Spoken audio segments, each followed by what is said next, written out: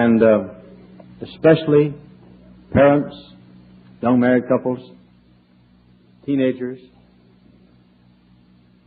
as I discuss something that I do not want to discuss, but I feel must be done. And this is a pastoral kind of message tonight.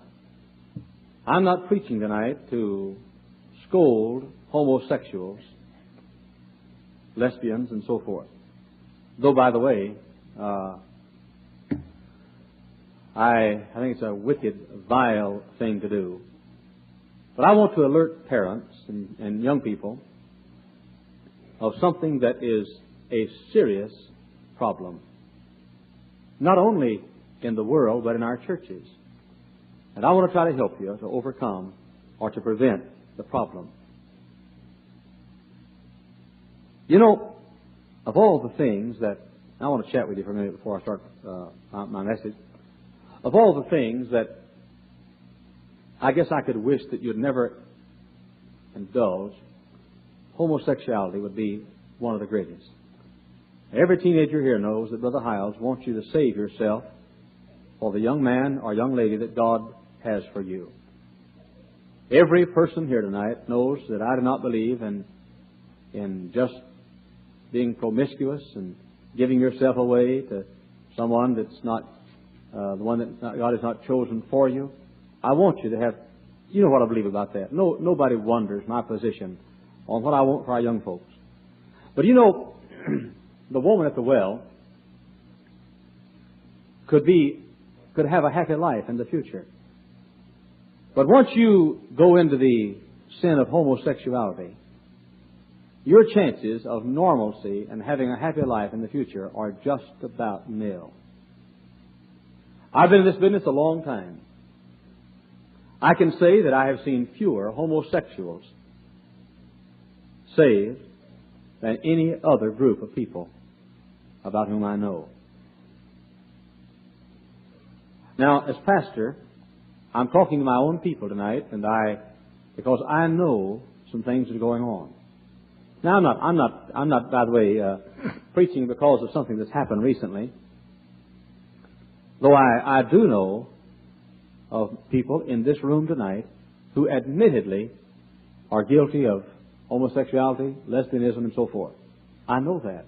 You're here. You sat in my office. You've told me. I have compassion for you. I want to help you. And in some cases, the Lord has been able, with some good common sense, to rescue some people from the sins of homosexuality. But it's getting out of bounds. It really is. And then I say this, it could happen to your child. It could happen to your child.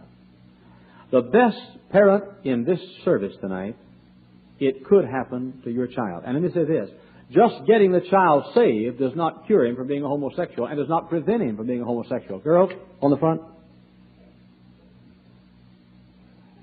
I want you to hear what I have to say. And I want to help you, and I can't help you if you're talking. I don't intend for you to talk while I'm preaching tonight. Now, it's getting out of bounds. It's not a coincidence that males are wearing their hair long, wearing makeup, earrings, other kind of female jewelry. It's not a coincidence that males are wearing clothing like females. It's not a coincidence that females are wearing their hair cut like men's clothing. I have an article in my pocket now, someone gave me a while ago, on the unisex. That's the thing that America is headed for, and that's the thing that many people are pointing to and centering their attention upon, is the unisex, one-sex society. In the Kinsey Report, which, by the way, was made years ago, in the famous Kinsey Report, Mr. Kinsey said that 4% of our males over 16 years of age are homosexuals. Now, think about that for a minute. 4% of our males over 16 years of age. Now, by the way, the percentage would not necessarily be greater outside the church than inside the church. To be quite frank with you, I would not be surprised the percentage is not greater inside the church, for a homosexual can find his refuge and haven inside a church, for he's not usually a rugged enough person to, well, it's easy for homosexuals to enter in the ministry, for example. So, Mr. King, now, let's think about that. If we have 1,000 teenagers on our Sunday school roll, we do, and if half of those teenagers are 16 and over, that's 500. And if half of those are males, that's 250. And if we have 2,000 men in our church, and I feel sure we do, we probably have, I would imagine on our church rolls, we have 2,500 people who are male and 16 or over. Now, of that 2,500, if our church is a typical cross-section as far as homosexuality is concerned, that's 4 times 25, which means we would have, if we're average, 100 homosexuals on our church roll. Now, I could point tonight, and I wouldn't, and I'm sure you're pleased that I won't. I could point to a half a dozen right here in this room. Now, I mean, that have told me. I'm sure there are others, but I can point to that many who've told me. I could point to at least 3 females who have told me that they're guilty. And when I say homosexuality tonight, I'm lumping together all, both men with men and women with women. Now, I know there are more technical terms for the ladies and so forth, but I'm lumping it all together. I know of at least 3 women in this house tonight who have come to my office and told me they're guilty of homosexuality. At least a half a dozen males in this house tonight who have told me. Now, there are others who have almost told me, which means that in a church like this, we have them who come. In California, there's a church, I've mentioned it to you, an Assembly of God preacher who was a homosexual, married, by the way. And by the way, many homosexuals do marry, and many homosexuals have children. But their strongest tendency is toward men, and so forth. But anyway, in California, this Assembly of God preacher, he was found to be a homosexual. So he has founded a church for homosexuals and publicly announces that the church is basically for homosexuals. Now, heterosexual people or normal people may come to the church, but it is founded for the refuge of homosexual people. That's in California, and it's been in our national magazines and syndicated columns. They now have in our larger cities clubs with regular periodic meetings where homosexuals can come and meet and get together and have club meetings.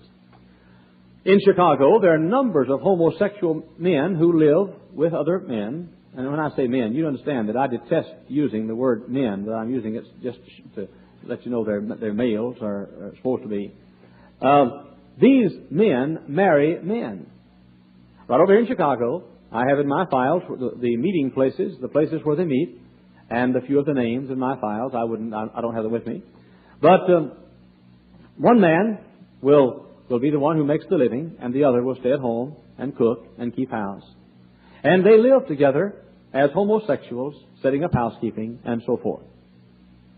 They call this the gay community.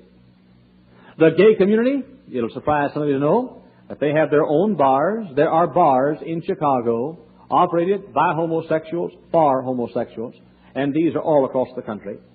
The gay or homosexual community has its own beaches operated by homosexuals, where men can lie on beaches and commit homosexuality with men on beaches. The gay community has its own restaurants operated by homosexuals, basically for homosexuals, and the homosexuals know where these restaurants are.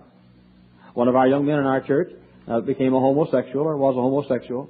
He came to my office and told me all these things. He said, I can tell you, I can go tonight to this restaurant and this restaurant and this restaurant. And he said, I can tell you that 90% of the customers there will be homosexuals. That's where we meet each other.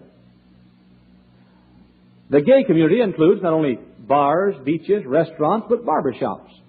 This young man told me that there are barbershops in Chicago, and he even said some he thought in the Calumet region, operated by homosexuals, appealing to homosexuals and catering to their business. The gay community has their own tailors, their own gymnasiums, their own apartment houses. Did you know there are apartment houses in most of the big cities in this country that try as best they can to rent only to homosexuals? having their own gay community in one apartment house. I'm sure the day will come, if we continue our present folly, where we'll bus homosexuals to different neighborhood schools so we can have a proper proportion of homosexuals as we do in other cases. And that's supposed to be funny. Ridiculously so. The gay community, they have their own books, their own magazines. Did you know that I can take you to airports in America by the dozens and stands all over Chicago and all over any big city in America where you can find books? Now, the male Playboy magazine, boys, listen to me, that exposes the male body so that male homosexuals can come and buy these sordid books, and their legal books have been declared by our courts as legal and non-pornographic. Did you know in many of our cities they have little brews, little recreation rooms where men can go and put money in a slot and see movies of men committing homosexual acts with men in many of our cities? Their own magazines, their own, they have their own conventions. Did you know the homosexuals have conventions? They have their own call boys. I travel a great deal, and I know something about what's going on. You'd be surprised. You'd be surprised the phone calls I get within 30 minutes after I check into some hotels and motels across this country. Many times, when I get to a motel, there is a card with a telephone, and it says, for any service you would like, call. And what they'll do, they'll provide a man with either a woman or a man, whichever he wants. Now, I know what I'm talking about. I've had bellboys to come to my room as soon as I got checked in. I've had the bellboy that took my bags before he left to tell me, ask me what I wanted. I know our hotels and motels are cesspools of filth. Now, that is not to say that every motel is a cesspool of filth. But I know. I've had it. I know. I have seen men in hotels whom I knew to be men looking for men who wanted other men. And that's their job. Call boys for men, just like call girls. Did you know the gay community has male prostitutes? Yes. Houses of male prostitution in most of our cities, where men can find other homosexuals, go to their houses, just like female prostitutes, and buy wicked acts from other males. Now, that's what we face. Now, the sad and tragic thing is this. Did you know that most of our leading denominations, liberal denominations, have come out openly recommending acceptance of homosexuals as normal citizens and not condemning them for their practices? The Wolfenden Report said this: homosexuality between adults in private should no longer be a criminal offense. It is not the law's business. So said the Wolfenden Report. Mervyn Dickinson of the United Church of Canada said the church should solemnize marriages between men. Now that's a clergyman of the United Church of Canada. And by the way, he's not by himself, and the United Church of Canada is not by itself. In most of the leading Protestant denominations in America, a lax and accepting kind of position on homosexuality has been approved by the denomination in convention session. In New York City, the Homosexual League, and I hope you listen to everything I say because I can't help you if you don't. The Homosexual League in New York City polled 400 homosexuals and asked this question: would you want to be cured if you could? Of the 400 who were polled, 96% of the homosexuals said they did not want to be cured. If they could be, they would want to remain as homosexuals. Dr. Irvin Bieber has made the statement that 27% can be cured. Now, this is what we face. May I say this, folks? These people are not, or this sin is not limited to the crude and the beastly. Some of the greatest, so-called greatest men in history were known homosexuals. I'll name you 3 or 4. Plato, Leonardo da Vinci, Michelangelo, and probably Alexander the Great were homosexuals. These are just some. You see, homosexuality does not always associate itself with the beastly, dastardly, kind of open, wicked-looking things. It happens oftentimes in the ministry, in the medical profession, in the legal profession. When I went to seminary, enrolled in seminary, did you know that any time a young man put down that he was going to be a ministerial student, they made a little note beside him to be sure and check carefully if he had any effeminate tendencies? That's where I quit doing this. And did you know that Maxine, go ahead and show that. It's there. That's not as good as I did it, but anyway, it creeps into all forms and all places of society.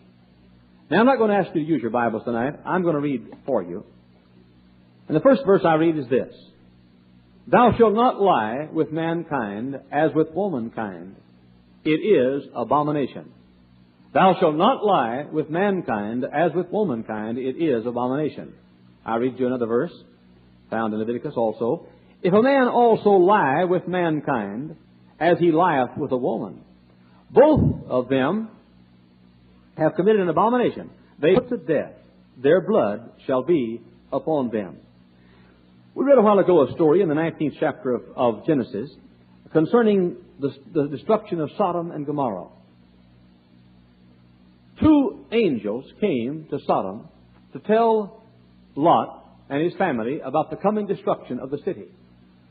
The city of Sodom, from which we get the word sodomy, was so given to homosexuality practices that when the men of Sodom heard that 2 angels were in Lot's house, they came and beat upon the doors of his house and begged for Lot to let those angels out so they could commit awful sin with those angels. Lot, who himself was wicked and backslidden, came out and said, "Let me give you my daughters. I have 2 virgin daughters. Let me give you my daughters." And these men did not even want his daughters. They said, "No, we want those angels." And the angels inside had to strike the men of Sodom blind, lest they come and assault them sexually. That's exactly why God destroyed the city of Sodom.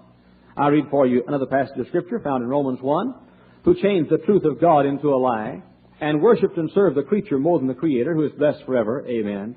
For this cause God gave them up to vile affections, for even their women did change the natural use into that which is against nature, and likewise the men, leaving the natural use of the woman, burned in their lust one toward another, men with men, working that which is unseemly, and receiving in themselves with that recompense of their error which was meet.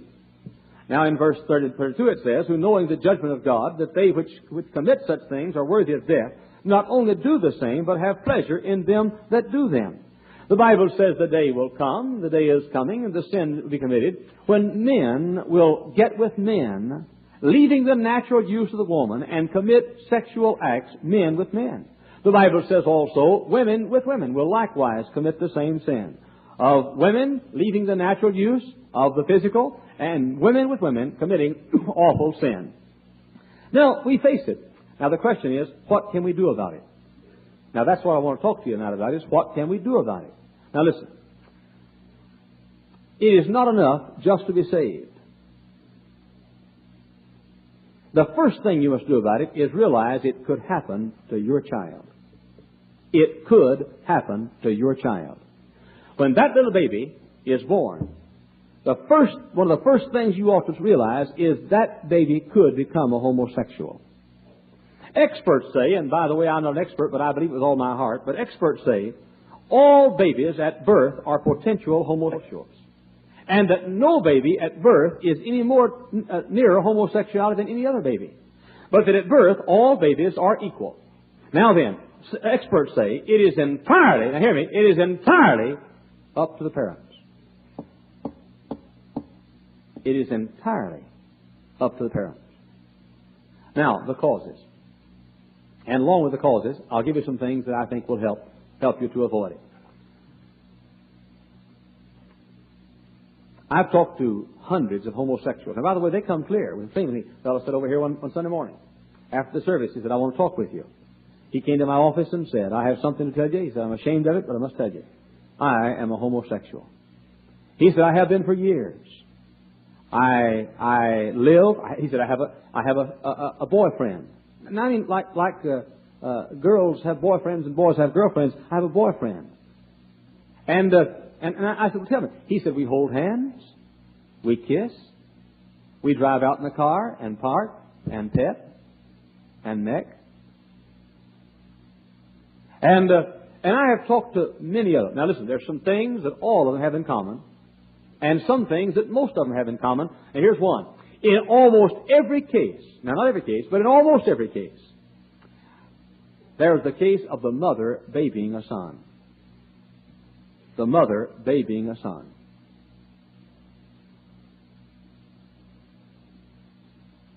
The mother overprotects the son. Now you said, well, Hyles, I wish you'd told me this years ago. Well, I'm sorry, I didn't know you years ago, but I'm telling the folks this now that have little children. Now, mothers, you say what you want. Listen, I preached the other night in Tulsa on how to make a man out of a boy, and that ain't no easy sermon. That's a mean one. And I said, mothers, quit calling your grown boy sweetheart and darling and sweetie face and honey child and baby. In fact, don't ever start it. That's why you give a boy a name, so call him. If your boy's named Tom, call him Tom. Don't call him baby, sweetie face, honey child. And I preached my fool head off on things like that. And so a couple drove me down to the hotel room. There was a group from John Brown University had waited to interview me after the service, and so I had to stay till almost at 12 o'clock. And the couple drove me down, and one of the boys was a son of this couple, and he was going to John Brown University. He was going back to university. So that after I'd preached for an hour and a half and about that, the mother kissed the boy goodbye and said, "Goodbye, darling." Big 20-year-old boy. "Goodbye, darling." Now, in almost every case, now I'll help you if you'll let me. Well, you say, "I just don't believe it." Okay, just go ahead and be an idiot if you want to, but if you've got any sense, you're going to listen to somebody who knows what he's talking about. And not only do I believe this, but almost anybody who knows homosexuals well believes this. Overprotection by a mother is very serious. Psychologists say that when a mother, in such cases, oftentimes, the mother has a secret love affair. Now, don't misunderstand that. Her heart love for the son. And the devotion that she really should have for her husband has been transferred to the son. And the son becomes the object of the mother's affection and the object of tender care that the mother should give to her husband, but she gives it to the son. And in almost every case of homosexuality among boys, there is an overly possessive mother who, when the boy gets older even, he can't say anything for himself. The mother's got to say it for him. He can't go anywhere alone. Mother's got to go with him. And so this is dangerous. Now, mothers, I know you got a cute boy. I know he's the cutest thing in the nursery. But let him be a boy. Now, if you got a bunch of girls, put ribbon on them. But if you got a boy, don't. If you got a girl, put a dress on her. But don't let me see that boy in a dress. You say, "Brother Hyles, what should a boy that's 2 months old wear?" Let him wear 2-month size blue jeans.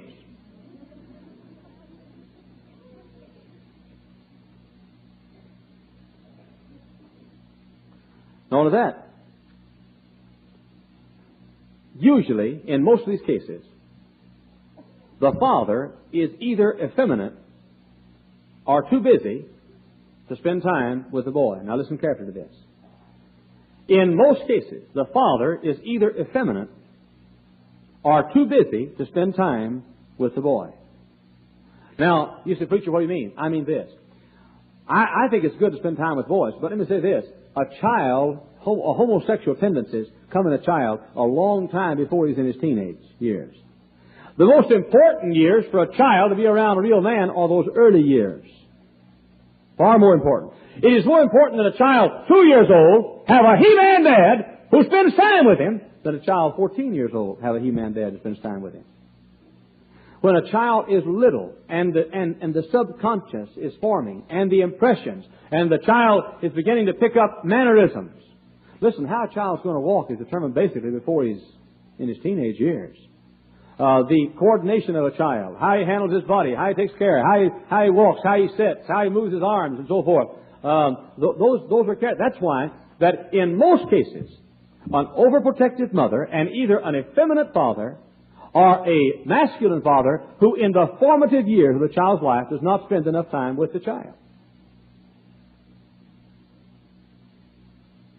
I know, I'm thinking right now of a man in this church who is one of the most masculine men I know. When his boy was that high, I saw that boy developing feminine tendencies. That high. The man is busy. He's every bit a man. Masculine. But he did not spend enough time with that boy when he was a little tyke. And the boy, for all practical purposes, walks like a girl, talks like a girl, and he's in our church, and I like him. Except I'm scared to death about his future. Now, his dad's masculine. But the boy, in his formative years, did not associate himself enough with his dad and did not pick up masculine tendencies. What happened? He picked up. He saw his mother walk more than he did his father, and he walked like his mother. It is vitally important that the mother not overly protect the child. And by all means, mother, don't substitute love that ought to be given, and affection that ought to be given to your husband, and give it to the son. Because, first place, you're robbing your husband. In the second place, you're going to ruin your...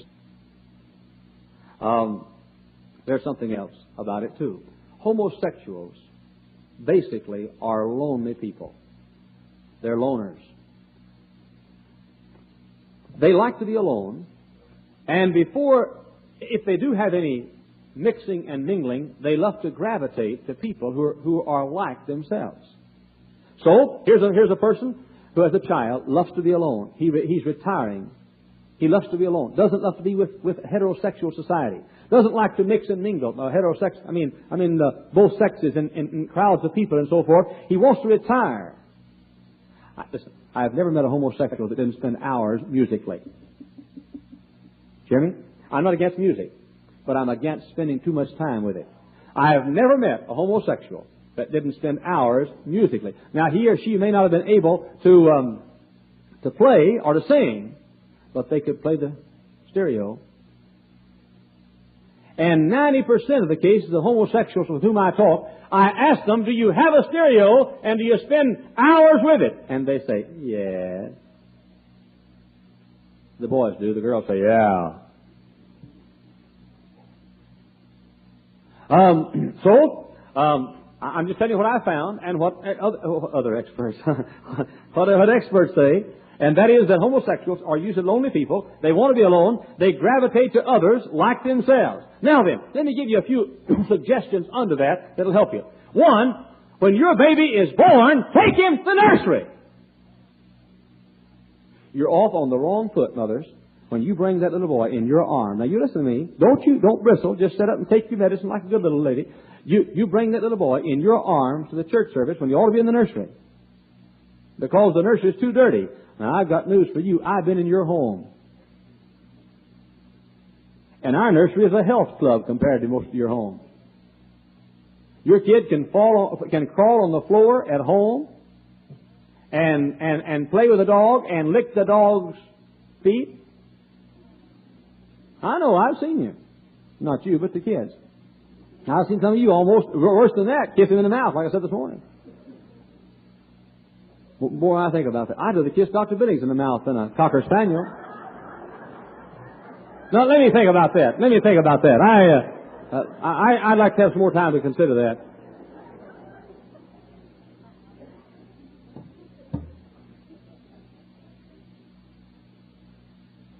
Now, when your baby is born, don't be afraid to put the baby with people. Stick the baby in the nursery. You say he cries. Okay, let him cry. Won't hurt him. Put him in the nursery. Put him in the nursery. I'm saying boys and girls too. Put them in the nursery. Let them get used to being with people. Let them get used to being away from Mama and away from Daddy and mix and mingle in society.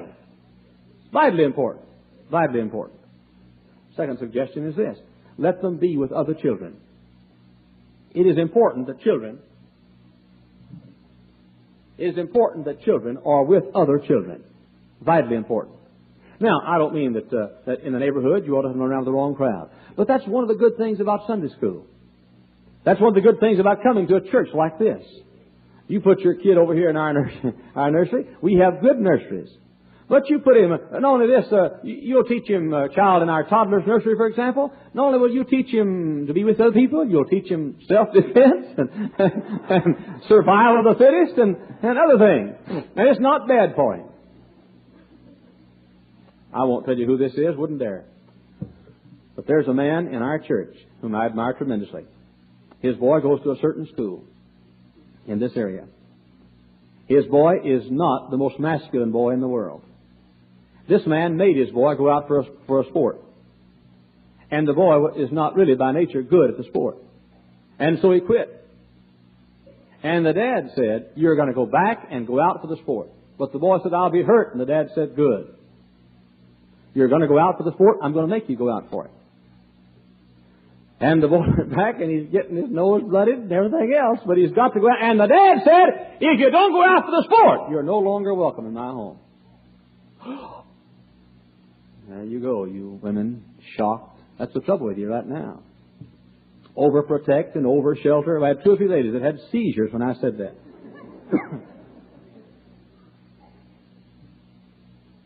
Now, I'm saying this. I don't know I don't know if the man started early enough with his son, but if he didn't start early enough, he's certainly handling it right now.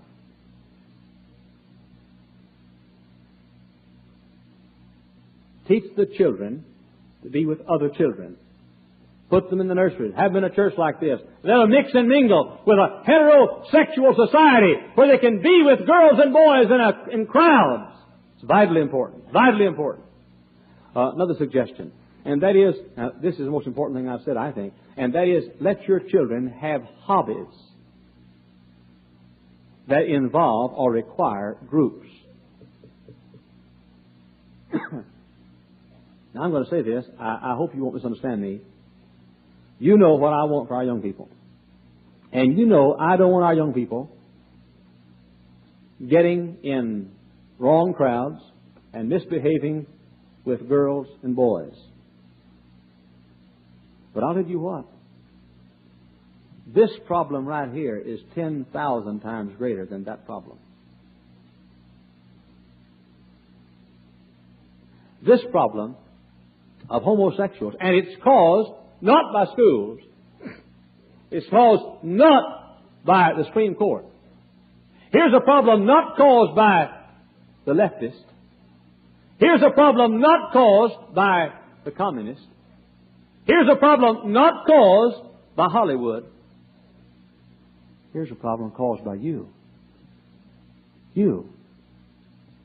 Sitting right here tonight, you're the ones that caused this problem. You can't point to anybody else and say, oh, our country is going to the devil because of so-and-so. No, in this case, it's going to the devil because of you. Now, you say this, and I know I'll make somebody mad. I don't want to. I want to be a help, and God knows I do, but I've got to be frank if I'm a help. It is far more important that your child learn to play basketball, football, volleyball, group activities, and so forth. Girls, it is far more important that your child do it than your child spend all of his time practicing the piano, the flute, playing pool by himself in the basement. A lady came to talk to me several years ago. Said, Pastor, I'm concerned about my boy. And I know of at least 100 people in this room that have pool tables in the basement. Personally, I don't think a pool table is the best thing in the world to own. I don't think you sin if you have one. I just don't think it's the best thing in the world to own. One reason I don't play pool is I lost so much money at it through the years. But personally, I just rather use dice. But anyway, now please don't go away and say I throw dice. I'm kidding. Everybody understand that? All right. But this lady came to me and said, I'm worried about my son. I said, I am too. I said, I'm going to tell you a few things about it. I don't know it, but I'm going to guess. I said, in the first place, he's retiring. She said, yes. I said, now, this, don't buy him anything that he can play or do alone now. And she said, oh my, I just got him a pool table. Now, nothing wrong. Yeah, maybe there is. But I'm not preaching against pool tables. I do think that it should be something he cannot do alone. For example, ping pong is better than pool. It is almost impossible to play ping pong by yourself. You see. Tennis is better than a stereo. Now, I'm not against stereos. I love stereo music. I could listen to it myself for hours and hours. I don't, but I could. I like it.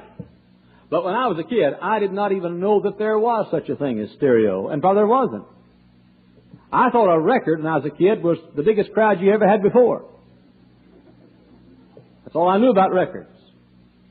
I knew exactly how much a basketball weighed, and I knew exactly how much a football weighed, and I knew exactly how far I could hit a baseball and a softball, and I knew every vacant lot in town, and everywhere I went, every place I ever lived, we had every vacant lot had a pass, a diamond path. Remember, I still feel sorry for these little leaguers. To me, you haven't lived. You play ball in a vacant lot. Break out a few windows of the lady's house next door and run for your life. Knock the ball over her backyard and say, oh, good night. And she comes, oh, get that ball. And you jump over the fence right quick and get it and run for your life and pray that the shot will hit somebody else instead of you. God pity this modern generation of kids. But it is vital that children, that they mix and mingle with society as little children. If your child retires and pulls away from society, then your child is starting toward tendencies that accompany almost every homosexual that I ever met. Group sports. I'm not opposed to a boy playing the piano if it's a secondary thing in his life. I'm not opposed to a boy playing a musical instrument if he doesn't spend all his time practicing on it, and if it's secondary. But any boy that is delighted to play a musical instrument or to practice solo work, voice, anything, any boy that's delighted to do that and can look out the window and see a ball game going on in the vacant lot without griping about it is in trouble. Group activities, group hobbies are vitally important. Next thing, teach your boys to be around real men. Real men. By all means, get your boys around real men. That's one reason why every person in this church, hear me, every person in this building tonight who has a family and goes to a church where a pastor is not obviously, outwardly, and considered by all to be a masculine man, you ought to move your membership tonight. Now, I'm not kidding. I don't care if he's the best preacher in this county. If he's not masculine, your boy shouldn't be watching him.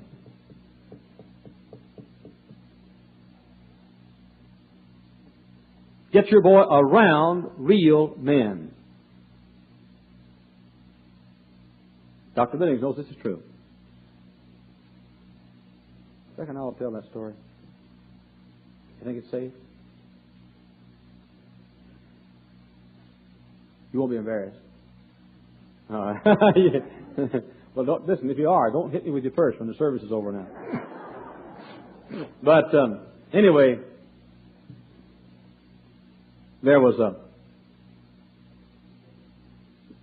I think I'll tell you. Think we ought to have a conference about this? You'll trust me. We have an application to teach in our school. He is a young man that we wanted and needed. Dr. Billings suggested we hire him. I was on the way to the airport and got my files out, was looking through, and I saw a picture of the fellow. And the first thought I had was, it looks sissy. First thought I had. Now, just a picture of his face, bust picture, you know. But there's something about the smile that bothered me, you know. And it just bothered me. And so now, Dr. Billings has a right to hire and fire with the approval of our deacon board, faculty, except the coach and the Bible teachers and the assistant principals, if we ever hire one. Now, those I interview too. But this fellow was not in those departments, and I did not normally interview. Most of these teachers I didn't interview. But I came back and I told Dr. Billings, I said, I'm concerned about this fellow. Dr. Billings said, well, he's already been here. We came to see you. You were out of town, and he's already gone back to another state. And he said, I think he's... I said, what's your first impression? When you first saw him, what did you think? He said, my first thought was, he's a little bit sissy. But he said, after that, I got to realize that he wasn't. So, I called my daughter Becky, who had worked at the school this summer, and I said, Becky, about this fellow, what do you think about him? And she said, oh, he's a good guy. I like him. Think we ought to hire him. I said, what was the first impression you had when you first looked at him? And she said, well, Dad, my first impression was he was a little bit sissy. But I found out later that he wasn't. It's just the way he looked. So, I asked one other person that, and they had the same impression. So I had Dr. Billings bring him all the way back from another state, hundreds of miles. He came. I talked with him for a few minutes, and my first impression was the same impression I had the picture, when I saw the picture. And I looked him right in the eyeball, and I said, young fellow, I'm going to tell you something that'll help you if you'll let it. I'm the best friend you've got right now. I said, either you're the baby or the only son. And I said, your mother and dad favored you and are prouder of you than any of the kids. And I said, you have spent most of your life practicing something alone. And you're good at it, and it has consumed your life. And I said, when you were in school, when they chose sides to play ball, you were the last one chosen, and you played right field. All the time. Remember that kind? And I said, you made good grades in school, and all the real regular guys hated your insides. Remember that kind? You know, remember the kind that walked down the hall? and every time the teacher asked a question, his hand was always up, answering it. We wanted to stick him with a pen, and usually did. By the way, your school teachers make some kids like that by honoring them above the fellows who are he-men. Now, I'll say a word to our school teachers as superintendent of school. I want to say a word to our school teachers in our high school. You'll do harm to a fellow you honor because he has those tendencies, but is not a real man.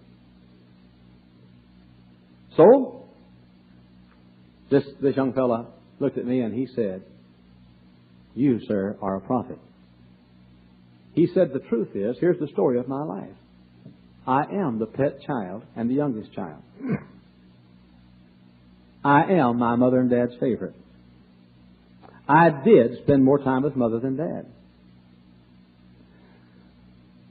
I did play an instrument and practiced it day and night. I did play right field and was the last one chosen. And then he looked at me and he said, sir, you are one of the greatest men I ever met in my life. That's what he said. He said, if someone had told me years ago what you told me today, I wouldn't be like this now. Now he said, I don't want to teach in your school. This is his everlasting credit. I don't want to teach in your school. He said, I don't know where I'll teach. It's too late to sign a contract anywhere else. I've wanted to teach here, but he said, if I taught here, he said, you'd watch me walking down the street, and I'd see you, and I'd start walking like this. Now he said, I'm going to lick my problem. But he said, I can't lick it around you. But he looked at me and he said, you have done more for me today than probably you'd ever realize.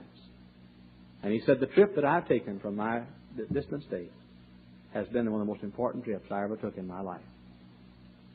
Now, it's vital. Now, you say, Brother Hyles, was he a homosexual? I don't think so. Except, and I think he was probably pretty nearly a man.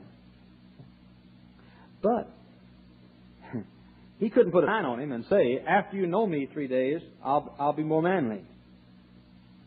That's why it's vital a boy walk like a boy, sit like a boy, hold his body like a boy, have coordination like a boy.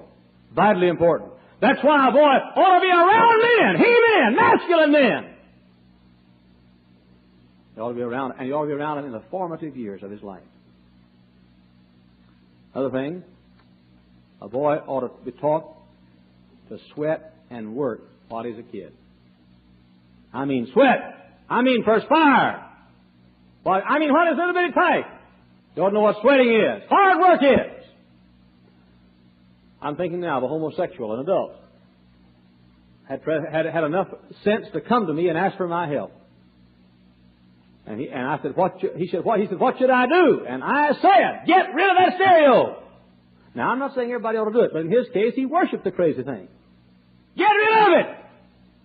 And I said, go down to some athletic place and work out. And I said, dig ditches, get you a job digging ditches, but be sure every day of your life you sweat. Vital. It's vital. Sweat and work. And then, of course, along the same line, masculine activities. It's also vital that a boy be taught early in life proper coordination. Proper coordination. It is also vital that a boy be taught, hear me now, and don't miss this because I want you to be sure and spread this right on the telephone tomorrow morning.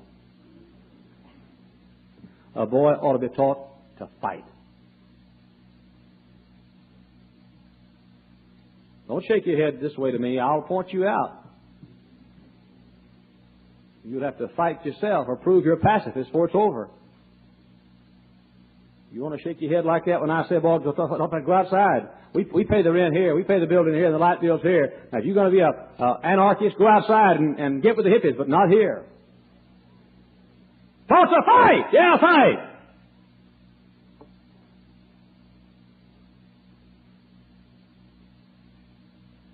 These long-haired, stinking pacifists setting America down the road to destruction.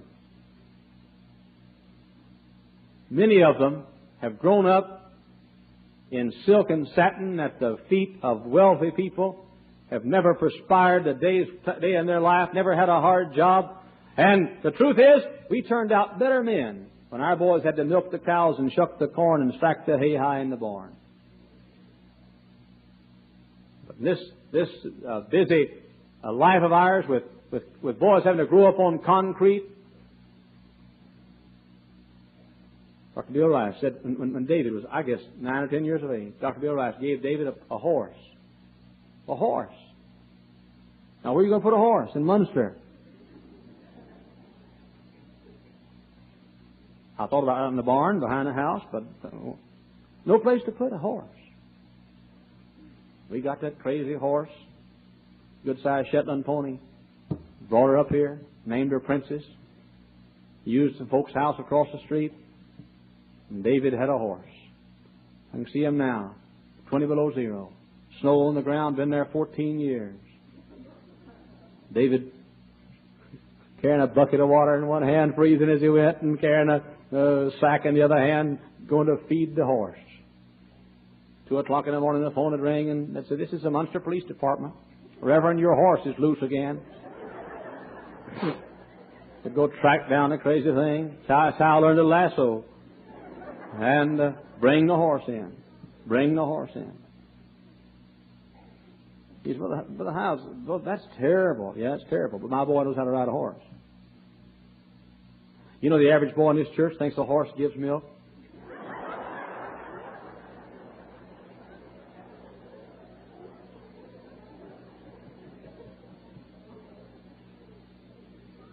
Sort of sad, isn't it? Really, it's sort of sad. A boy ought to have masculine activities. Very vital. And he ought to be taught to fight. He ought to be taught to defend himself. He ought to be taught the manly art of self-defense. He ought to be the kind of fellow, when he gets married and has a family, that his family can feel secure if he's there. And by the way, he ought to be able to feel secure if he's there too.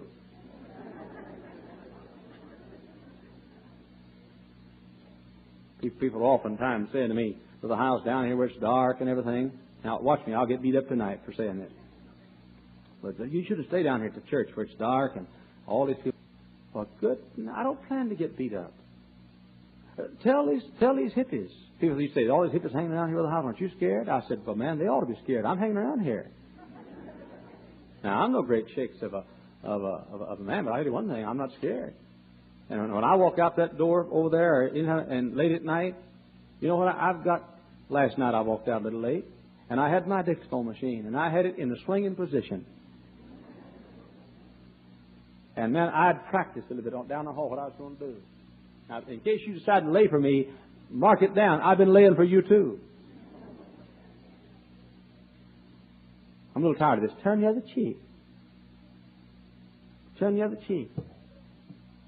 Now, I believe that we should not, when people do unkind things and try to hurt us, we ought not to be retaliatory. But when people are trying to do harm to our bodies and the bodies of those whom we love, I think we ought to have our boys trained to clobber them. Pacifists. I was down in Springfield, Missouri, and I made a statement something like this, and 6 preachers walked up, and one said to me, he said, "Reverend Hyles," he said,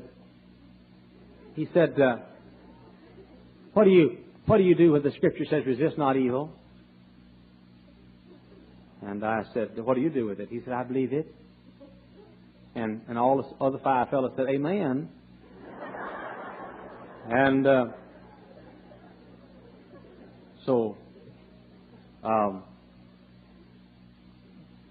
I said, "Does that mean that you don't believe in retaliation?"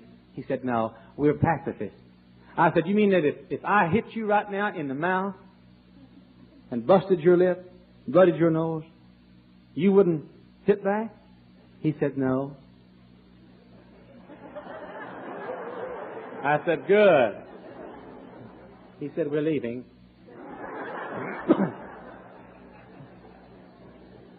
Now, you know one reason why America doesn't defend herself? We haven't got anybody in shape enough to do it. I just thank God I was a paratrooper in World War II. Now, I didn't thank God then.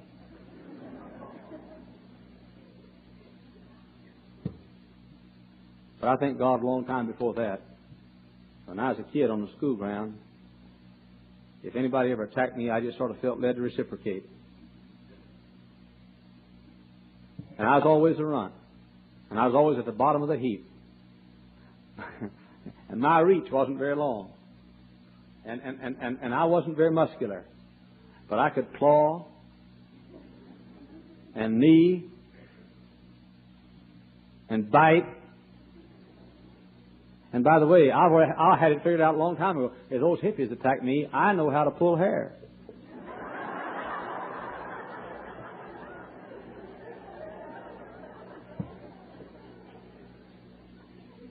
Teach your boy to fight.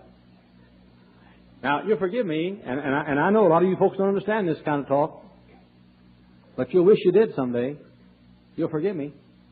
But when I come to your house, Cal, Brother Cal, forgive me. When I come to your house, and little Cal, if you said, "Little Cal, show Brother Hyles what you can do," he stands up and he says, "Jesus loves me, this I know, for the Bible tells me I won't bring him home." So, or you say, "Look out, show Brother Hyles what you can do," and he gets out a flute and plays the flute. Now, that's okay. Or even show Brother Hyles how you can shake hands. Now, I'll be honest with you. To me, if you put on boxing gloves and said, "Show Brother Hyles your right cross to the chin," now that just impressed me more. I'm sorry. That's just how carnal I am.